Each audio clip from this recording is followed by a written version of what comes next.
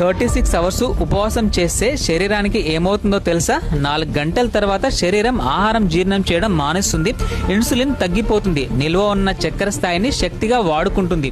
8 గంటల తర్వాత రక్తంలో చక్కెర తక్కువడం మొదలవుతుంది, శరీరం నిల్వ చేసుకున్న గ్లైకోజ్ ని శక్తిగా వాడుకుంటుంది. 12 గంటల తర్వాత కొవ్వు బర్నింగ్ అవుతుంది, ఇన్సులిన్ ఇంకా తగ్గిపోతుంది, శరీరం కీటోసిస్ లోకి వెళ్లిపోతుంది. 16 గంటల తర్వాత ఆటోఫాజీ మొదలవుతుంది, శరీరం పాడైపోయిన కణాలని టాక్సిన్స్ ని తీసేసి మళ్ళీ వాడుకోవడం మొదలు పెడుతుంది.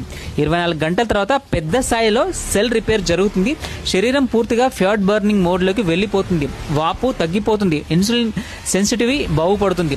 30 గంటల తర్వాత గ్రోత్ హార్మోన్ పెరుగుతుంది, ఇది కండరాలని కాపాడుతుంది, కొవ్వు తగ్గడాన్ని స్పీడ్ గా చేస్తుంది, డీప్ హీలింగ్ మోడ్ స్టార్ట్ అవుతుంది అనమాట. 36 గంటల తర్వాత మాక్సిమం ఆటోఫాజీ మొదలవుతుంది, శరీరం చనిపోయిన కణాలని తీసేసి కొత్త టిష్యూలు క్రియేట్ చేసి మెటబాలిజం ని ఆల్మోస్ట్ ఇంక్రీజ్ చేస్తుంది, పెంచుతుంది.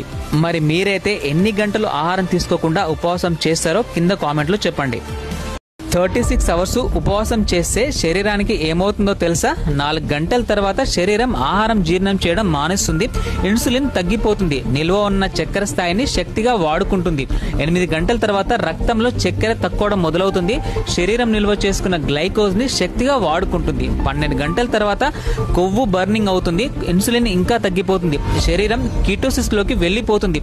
16 గంటల తర్వాత ఆటోఫాజీ మొదలవుతుంది, శరీరం పాడైపోయిన కణాలని టాక్సిన్స్ ని తీసేసి మళ్ళీ వాడుకోవడం మొదలు పెడుతుంది.